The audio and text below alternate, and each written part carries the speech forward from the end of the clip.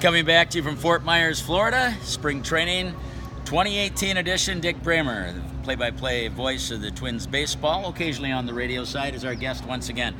Dick, let's talk about the prospects in the minor league system. You and I usually talk about that, and a few years ago that was probably a bigger part of the conversation than what we have now because of what's on the big league club. But they still have got a lot of good prospects, certainly middle infield and pitching, it looks like.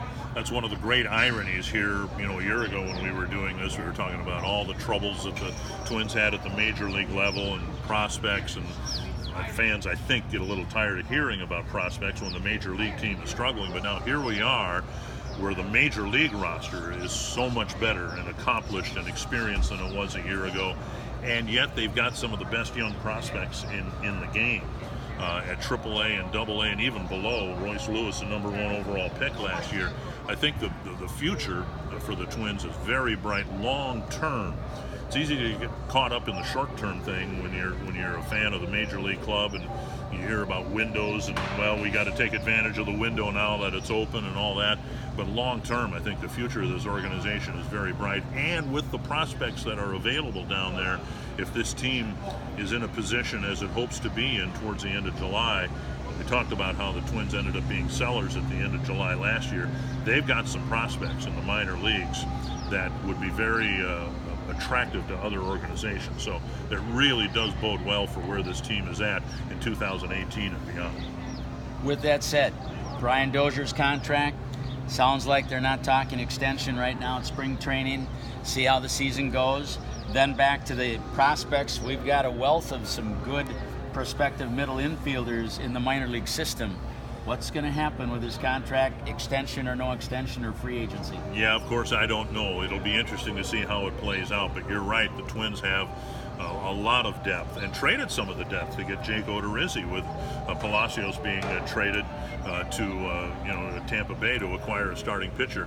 So I really think that it's an enviable spot to be in, and how it impacts Brian, we'll have to wait and see. He's been a great player for the Twins and might be a career Twin. We don't know, but you get back to the dynamics of the free agent market this off season. I'm sure Brian paid very close attention to that as he approaches free agency potentially next year. And, does he want to remain a Twin, and at what price? People far higher in the pay grade than you or I are going to make those decisions. And, of course, depending what happens there, what happens with Polanco, we'll see. And those middle infielders, maybe there's some trade bait, as you referred to, as well, if Dozier sticks around. Can anybody catch Cleveland in our Central Division of the American League? Well, I'll go back to last fall. I really was looking forward to the prospects of the Twins beating the Yankees in that one-game wild card game, because I felt the Twins last fall were ready to take on the Indians and play them toe-to-toe. I've seen enough of the games over the years between the two teams to realize that the Twins weren't there but could win a series against the Indians. At least I felt that way last fall. Now you look at what's happened. The Indians have lost some key pitchers along the way. They've lost their pitching coach, which is Mickey Callaway. He was a very big part of their success, and he's now a manager. So you look at what the Twins have acquired, what they did in January, bolstering the bullpen, and now what they've done in March, bolstering the lineup and the starting rotation. And I think it's going to be a really interesting division race. I know the math would tell you that the Twins were way back behind the Indians. I never sensed that watching the games head-to-head. I felt the Twins could play toe-to-toe with the Indians last year, and I think they'll be able to do that this year. It's a long season, we know that, but I think the Indians are in for a pretty good battle for the division lead. Makes us feel good on that. Real quick, East and West Division. Of course, the East Division's loaded again with a couple of really strong teams. Yeah, and I think what you're looking at is the Yankees, who surprised just about everybody in baseball by getting into the postseason last year. Then the acquisitions that they made, principally Giancarlo Stanton.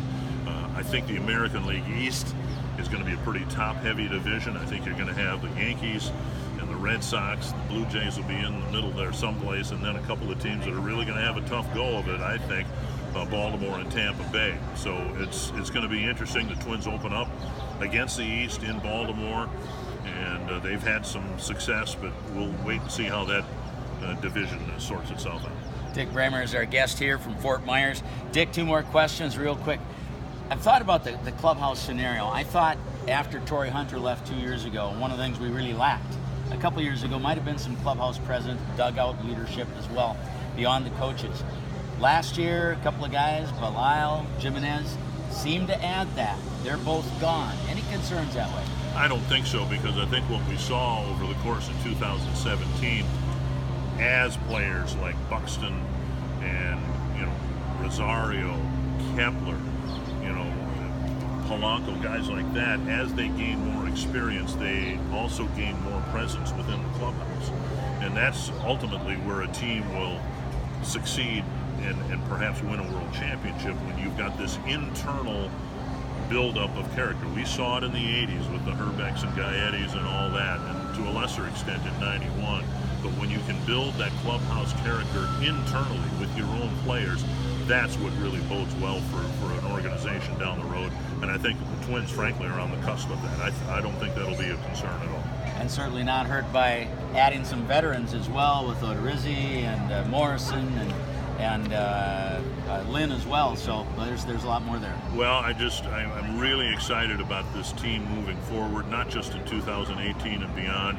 I think Twins fans who have been extraordinarily patient over a long period of time are about to have that patience reward. Dick, finally, while we're all on the radio side here, once in a while we do watch the TV as well. What about the TV broadcast partners? Who you got helping out this year? Well, last year we remarked how I was going to be working with 5 different people, and now we're going to add Justin Morneau to the mix. So we'll have the same 5 guys last year. Bert will do roughly half the games, and then Roy Smalley, Jack Morris, LaTroy Hawkins, Torrey Hunter, and now Justin Morneau will divvy up the rest, and we're looking forward to it.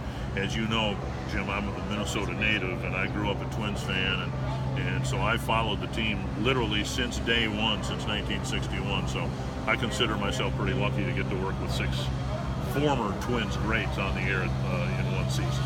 Fun for us as fans to follow the Twins, radio, TV, but also for you as a Twins fan to be able to watch there and just talk about what you're seeing and enjoying at the ballpark. Well, it is a lot of fun, because I certainly admired Bert when he pitched for the Twins, and over the years I've been able to work with Jim Cott, Harmon Killebrew, guys that I followed when I was a little boy. So yeah, it's one of the many, many reasons why I'm blessed to have the job that I have. Thanks for your time, Dick Bremer. You do a great job on the TV side, and when you help out on radio, it's fun. A lot of fun having you down here, because you have a lot of great insight for us to share. Well, I appreciate the time. Let's do it again next year. All right, will do. Dick Bremer with us, Spring Training Report 2018.